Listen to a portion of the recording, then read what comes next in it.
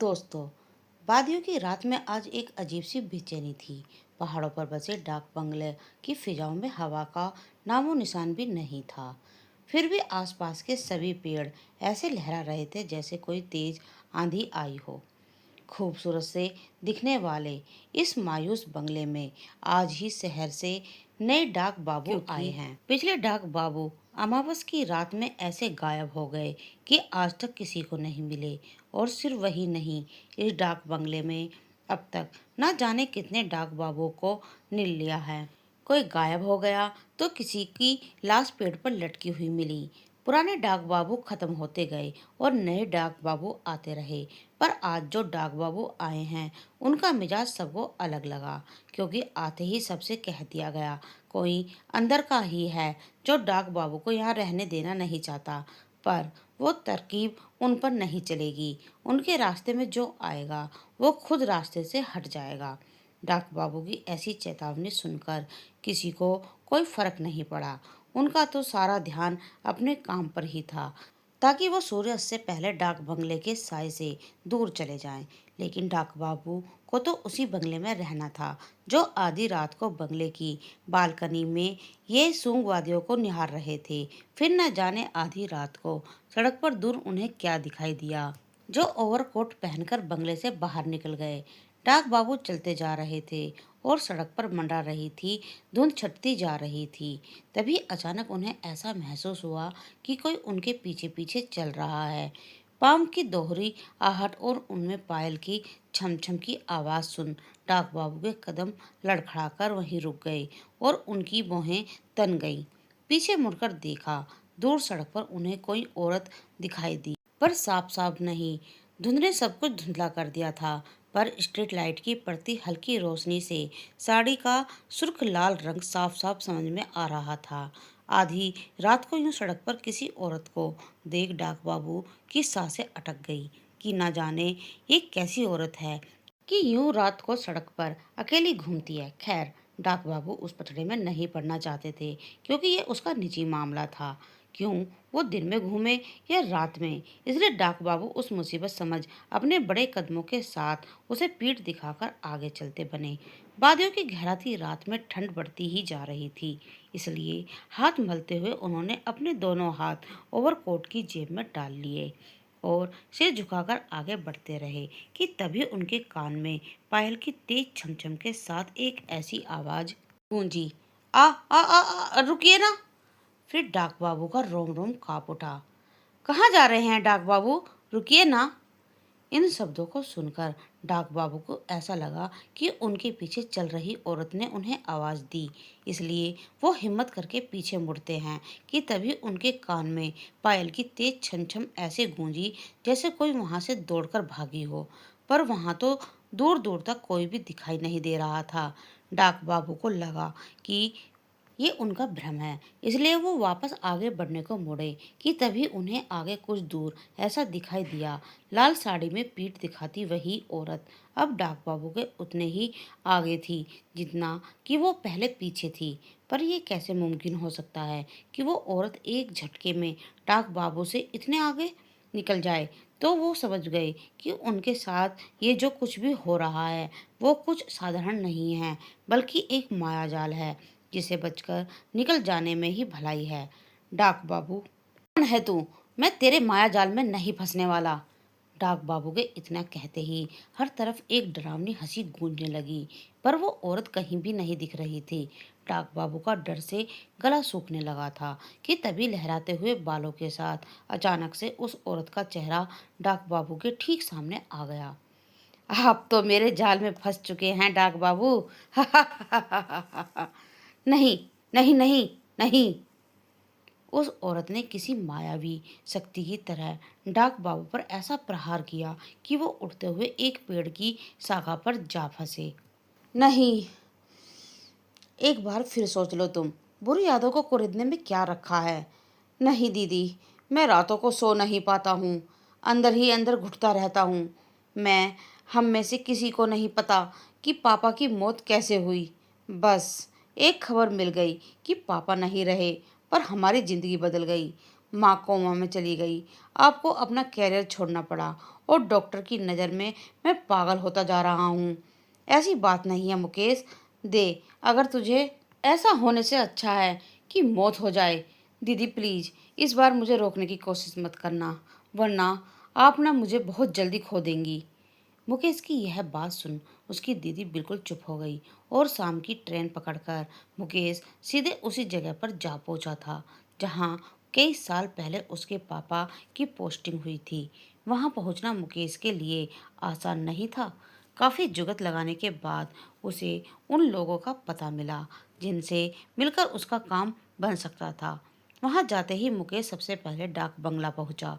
डाक बंगला बिल्कुल वैसा ही था जैसे रोज उसके सपने में आता था, पर अब वहां कोई भी रात को रुकता था या मुकेश के पिता की मौत के बाद स्थानीय लोगों की हिदायत को नज़र में रखते हुए सरकार ने डाक बाबू को रहने के लिए पास में एक अलग कोठी बनवा दी थी। सिफारिश की वजह से मुकेश को भी उसी नई कोठी में रहने के लिए एक कमरा मिल गया, लेकिन उसे डाक बंगले में ऊपर जाने की इजाज़त नहीं मिली जहां उसके पिता रहा करते थे, क्योंकि डाक बंगले के ऊपरी माले को पूरी तरह से सील कर दिया था। अब सिर्फ दिन ढलने से पहले ही नीचे डाकघर की कार्रवाई होती थी और फिर सब अपने घर चले जाया करते थे। मुकेश वहां पहुंचे तो गए, लेकिन उसे कुछ समझ में नहीं आ रहा था किससे मिले और किससे पूछे। आखिर उसके पिता की मौत हुई तो कैसे हुई। उसके पिता के समय जितने भी कर्मचारी थे उन्होंने ट्रांसफ़र ले लिया था और जो बाकी बचे थे वो रिटायर हो गए थे। डाक बंगले में मुकेश का पहला दिन ढलने को तैयार था। एक के बाद एक सभी लोग अपने घर को निकल गए। अंत में डाक बाबू भी बाहर निकले। उन्होंने देखा बाहर बगीचे में मुकेश मायूस बैठा है। क्या हुआ बेटा मुकेश, यहाँ क्यों बैठे हो? बस ऐसे ही। आपका हो गया ऑफिस? भाई हो गया। सामने कोठी है पर वहां से पनीर के छौंक की खुशबू यहाँ तक आ रही है। चलो चलकर खाया जाए। मुकेश डाक बाबू का कोई जवाब नहीं देता, बस अपने मायूस चेहरे को झुका लेता है। डाक बाबू एक प्यारी सी मुस्कान के साथ मुकेश की तरफ बढ़ते हैं और उसके कंधे पर हाथ रखते हुए कहते हैं, बेटा, मैं तुम्हारे इमोशन को समझ सकता हूँ, क्योंकि मैं भी एक बाप हूँ और अपना बच्चा समझ के ही एक नसीहत दे रहा हूँ। जो चला गया उसे जाने दो, उसके पीछे खुद को ख़त्म करने से क्या हासिल होगा। अरे ऐसी बात नहीं है अंकल, बस कुछ देर यहाँ बैठा रहना चाहता हूँ, उन यादों को महसूस करके कि कभी मेरे पापा भी यहाँ बैठे होंगे। ठीक है, पर वादा कर कि बंगले के अंदर नहीं जाओगे। हाँ नहीं जाऊँगा, जल्दी आना, खाने पर इंतज़ार करूँगा। जी। डाक बाबू अपनी कोठी की ओर निकल जाते हैं और मुकेश काफी देर तक अंधेरे में हताश खड़ा उस बंगले को निहार रहा था। वो उठकर जाने का मन बना ही रहा था कि तभी उसके कान में एक प्यारी सी आवाज गूंजती है, यूं ना देखिए, इस बंगले को ही नजर लग जाए। ये इस बंगले की खुशनसीबी है कि मैं इसे जी भरकर देख तो रहा हूँ, वरना लोग तो नजरें छुपाते नजर आते हैं। बहुत खूब। इतना कहते हुए वो लड़की मुकेश की बगल में बैठ जाती है और वो भी बंगले की ओर देखने लगती है। इसे देखकर ऐसा लगता है जैसे बहुत राज दफन है इस बंगले के अंदर। अच्छा, ऐसा क्यों? तुम्हें नहीं लगता?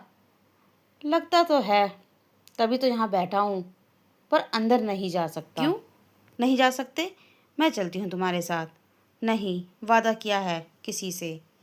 डाक बाबू से? लड़की के मुंह से डाक बाबू का नाम सुन मुकेश चौंक गया। तुम कौन हो? मीना नाम है मेरा। और डाक बाबू? डैडी है मेरे। लड़की ने इतना ही कहा था कि मुकेश उस पर भड़क गया। अरे, उन्होंने मना किया है ना इस बंगले में जाने से, तब तो पक्का तुम्हें भी इसके आसपास आने से मना करते होंगे, और तुम मुझे अंदर जाने के लिए कह रही हो, वो भी तुम्हारे साथ। अंकल जी को बताऊंगा। क्या?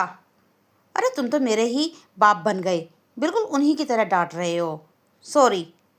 और प्लीज़ यह सब पापा को मत बताना, और ना ही ये कि मैं तुमसे मिली हूँ। उन्हें यह सब बिल्कुल पसंद नहीं है। चलती हूँ मैं, फिर मिलेंगे। बिल्कुल नहीं, देखते हैं। इतना कहते हुए मीना वहाँ से चली जाती है। कुछ देर बाद मुकेश भी वहाँ से कोठी की ओर निकल जाता है। फ्रेश होकर वो सीधे डाइनिंग टेबल पर आ जाता है।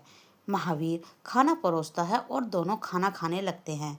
इधर मीना अपने कमरे से झांककर मुकेश को छेड़ती रहती है, तो कभी पानी लेने के बहाने बाहर आ जाती है, मुकेश भी डाक बाबू से नजरें छुपाकर उसे देखने लगता है। भाई मुकेश, कहाँ देख रहे हो तुम? खाना खाओ।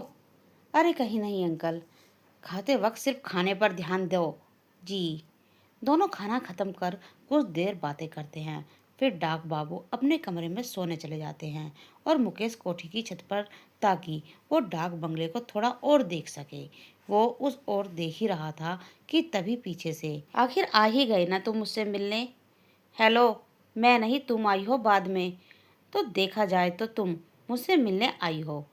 हाँ, हाँ, ये भी ठीक है। तुम ना तो मैं ही सही, बस मिलना मिलाना होना चाहिए। मुकेश को मीना का साराना अंदाज काफी अच्छा लगता है। अब वो दोनों वहीं छत की मुंडेर पर बैठे बातें करने लगते हैं। शुरुआत एक दूसरे को जानने से हुई और फिर धीरे धीरे अपने गहरे राज भी खोलने लगे। मुकेश ने अपने बारे में उसे सब कुछ बताया कि कैसे उसकी रातों की नींद छिन चुकी है और वो जानना चाहता है कि आखिर उसके पिता की मौत कैसे हुई। देखो, अगर सच जानना है तो खतरा तो उठाना ही पड़ेगा ना। पर डरो मत, मैं तुम्हारे साथ चलूंगी। आखिर देखे तो सही इस डाक बंगले में क्या छिपा है। नहीं मीना, तुम नहीं, मैं ये अकेले करूंगा। मुकेश, क्या हुआ तुम्हें? यूं आधी रात में छत पर, और ये अकेले में क्या बड़बड़ा रहे हो तुम? मीना अब छत पर कहीं नहीं थी। डाक बाबू की आवाज के साथ वो कहीं गायब हो गई। मुकेश को एक पल को लगा कि वो अपने पापा को देखकर छुप गई है, पर एक पल में वो कहाँ जा सकती है? यहाँ तो सब कुछ खुली आंखों के सामने है। मुकेश को मीना की चिंता होने लगी, इसलिए उसने डाक बाबू से सब कुछ सच सच कह दिया। अंकल, आप प्लीज उसे डांटना मत। मैं और मीना बस यह बातें कर रहे थे। पर ये मीना है कौन? की बेटी मीना, मेरा कोई बच्चा ही नहीं है। छत पर हो रहे शोर को सुनकर महावीर भी ऊपर आ पहुंचा और उन लोगों की बहस सुनने लगा। मुझे पता है आप उसे छुपा कर रखते हैं, अब ना जाने कहाँ चली गई वो। साहब सही कह रहे हैं, इनकी कोई बेटी नहीं है। पर मीना ने तो कहा था कि वह डाक बाबू की बेटी है। हाँ, मीना डाक बाबू की ही बेटी है, पर इनकी नहीं। मुकेश बाबू, यह बहुत पुरानी कहानी है। महावीर उन दोनों को डाक बंगले का पूरा इतिहास बताने लगता है, जो उसने अपने बुजुर्गों से सुना था। बात उन दिनों की है जब डाक बंगले का बहुत ही ज्यादा महत्व होता था। आज की तरह कुछ भी इंसान नहीं था। इधर फोन घुमाया और उधर लोगों से बात हो गई। पहले एक खबर को जानने और उसका जवाब वापस आने में महीनों का वक्त निकल जाता था। उस इंतजार का भी अपना एक मजा होता था। डाकघर के अंदर पोस्ट मास्टर ही सबके लिए डाक बाबू होते, बाहर पूरे कस्बे के लिए जो उनके लिए खबर लेकर आता था वही डाकिया डाक बाबू थे। और मीना वैसे ही एक डाक बाबू की बेटी थी। उन दिनों बंगले में एक जवान डाक बाबू आए थे, नाड़े के थोड़े ढीले, एक नंबर के धूर्तकौर। उनकी नज़र उस औरत के मनी ऑर्डर पर होती थी जो हालत से मजबूर और अकेली होती थी, और वो उसकी इस मजबूरी का भरपूर फायदा उठाते थे। एक दिन उनकी नज़र मीना के ऊपर पड़ी, लेकिन मीना थी डाकिया की बेटी, तो इस पर उसका जोर चलता नहीं। इसलिए उसने इसे शादी की इच्छा जताई। भले ही इंसान जैसा भी हो, पर था तो डाक बाबू, इसलिए डाकिया भी मान गया। अब डाक बाबू को मीना से मिलने के लिए किसी की इजाज़त की जरूरत नहीं थी, इसलिए उसने मीना का भरपूर फायदा उठाया। मीना ने भी कोई ऐतराज नहीं जताया, क्योंकि डाक बाबू उसके होने वाले पति थे। उनके मिलने मिलाने का सिलसिला यूं ही चलता रहा, पर कुछ दिनों के बाद डाक बाबू ने उन दोनों को नज़रअंदाज करना शुरू कर दिया। उन्हें मीना से शादी नहीं करनी। डाकिया के पैरों तले जैसे जमीन खिसक गई। जमाने भर की उंगलियां भी उसी की तरफ उठने लगी कि उसने अपनी बेटी का सौदा कर लिया। बेचारा बूढ़ा डाकिया अपने आत्मसम्मान को तिल तिल मरते नहीं देख पाया और दिल का दौरा पड़ने से उसकी मौत हो गई। डाकिया की मौत के बाद डाक बाबू ने एक बार फिर से मीना को रात में कमरे में बुलाया, यह कहकर उसे मीना से कुछ बात करनी है। मीना को लगा कि वो शायद माफ़ी मांगने के लिए बुला रहा है, लेकिन जब वो उसके पास पहुंची तो डाक बाबू ने उसे मुंह पर पैसे मारते हुए यह कह दिया, बाप तो तेरा मर गया, तेरा बोझ कौन उठाएगा? और अगर मीना उसकी रखेल बनकर उसकी रातें रंगील करती रहे तो वो उसके आगे का खर्चा भी उठाता रहेगा। मीना ने उसकी बात सुनते ही उस पर थूक दिया और वहां से जाने लगी। डाक बाबू को ऐसा लगा जैसे किसी ने उसकी मर्दांगी पर थूक दिया हो। वो भागता हुआ गया और उसे बालों से घसीटता हुआ वापस डाक बंगले में ले आया। फिर उसने उसके साथ क्या किया यह किसी को पता नहीं चला। अगली सुबह हुई पर डाक बाबू को किसी ने नहीं देखा। उन्हें लगा कि आज वो देरी से आएंगे। जब काफी देर हो गई और डाक बाबू नीचे नहीं आए, एक आदमी ऊपर गया और चीख पड़ा क्योंकि जमीन पर डाक बाबू की लाश पड़ी थी। किसी ने उनका सर जमीन पर पटक पटक कर मार दिया था, पर कौन ये किसी को पता नहीं चला। लोग मानने लगे कि उसे उसके कर्मों की सजा मिल गई, लेकिन उस डाक बाबू की गलती ने आने वाले सभी डाक बाबू की जिंदगी में कयामत ला दी थी और सभी एक एक करके मरते चले गए, क्योंकि मीना की नज़र में वो हर डाक बाबू कसूरवार है जो उस बंगले में रहने आता है। और आपके पापा इसी वजह से बेमौत मारे गए। सबको यही लगता है कि बेचारी का अंतिम संस्कार नहीं हुआ, इसलिए भटक रही है उसकी आत्मा। अरे, जब लाश मिली ही नहीं तो अंतिम संस्कार कैसे होगा? यही तो साहब, इसलिए इस बंगले से दूर रहने में ही भलाई है। नहीं, माना कि मेरे पापा के साथ गलत हुआ, पर मीना के साथ भी बहुत ज़्यादा गलत हुआ। मैं करूँगा उसका अंतिम संस्कार, पर बेटा इसमें तुम्हारी जान को।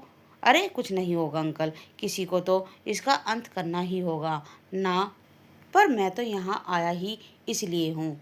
मुकेश महावीर के साथ उसी रात एक तांत्रिक के पास जाता है और उनको सारी बात बताता है। तांत्रिक उन दोनों के हाथ में रक्षा सूत्र बांध देता है और एक मंत्र बताता है। इन सभी चीज़ों के बीच वो एक ही बात उनसे कहता है, लाश के शरीर का एक भी अंश बाकी ना छूटे, सबका अंतिम संस्कार विधि पूर्वक हो जाए। उनकी बात सुनकर वो सीधे डाक बंगले में चले आए। ऊपर कमरे में जाना वर्जित था, तो वो लगातार मंत्र पढ़ रहे थे और ढूंढ रहे थे कि लाश कहाँ हो सकती है। इधर कभी उन्हें चीखने की आवाज़ सुनाई दे रही थी, तो कभी पायल की छम छम, तो कभी मुकेश को मीना की आवाज़ सुनाई देने लगती है। मुकेश, अपनी मीना को ख़त्म करने आए हो तो मुझे मत मारो, मत मारो मुझे। इन सभी चीज़ों से मुकेश अपना ध्यान हटा ही नहीं पा रहा था और वो लड़खड़ाकर कमरे में ही एक दीवार में जाकर टकराया। टकराने की आवाज़ से ऐसा लगा कि ये दीवार खोखली है, इसलिए उन्होंने दीवार तोड़ दी और दीवार के उस पार उन्हें एक कंकाल मिला। उन्होंने ध्यान से सब कुछ समेट लिया, पांच पांच हाथों की उंगलियां और वो सब कुछ जो मीना के शरीर का हिस्सा हो सकता था। वहां उसे मीना की एक तस्वीर भी मिली, जिससे उसने अपनी जेब में रख लिया और उसकी अवशेषों का अंतिम संस्कार कर दिया। आसमान से काले बादल छट गए और सुबह हो गई। मुकेश का काम पूरा हो गया था और वो निश्चित होकर वहां से निकल गया। ट्रेन जब वापस मुकेश के घर पहुंचने ही वाली थी कि तभी तस्वीर की याद आकर उसने तस्वीर को बाहर निकाला और देखा तो तस्वीर मीना की थी, जो अपनी प्यारी सी मुस्कान को अपने हाथों में रोक रही थी। उसकी प्यारी सी मुस्कान देखकर मुकेश के चेहरे पर भी खुशी छा गई, लेकिन अगले ही क्षण उसकी आंखें तन जाती हैं और सिर से पसीना टपकने लगता है, क्योंकि मीना के एक हाथ में 6 उंगलियां थी। इसका मतलब उसका शरीर का अंश अभी भी उस डाक बंगले में मौजूद है। तो दोस्तों, आज की मेरी कहानी यहीं समाप्त होती है। इस कहानी को सुनने के लिए मेरे चैनल को लाइक करें, शेयर करें और सब्सक्राइब करना ना भूलें। और हाँ, बेल आइकन जरूर दबाएं, जिससे आपको नई नई कहानियाँ सुनने को मिलती रहें। और कमेंट में बताएं कि आपको ये कहानी कैसी लगी। धन्यवाद।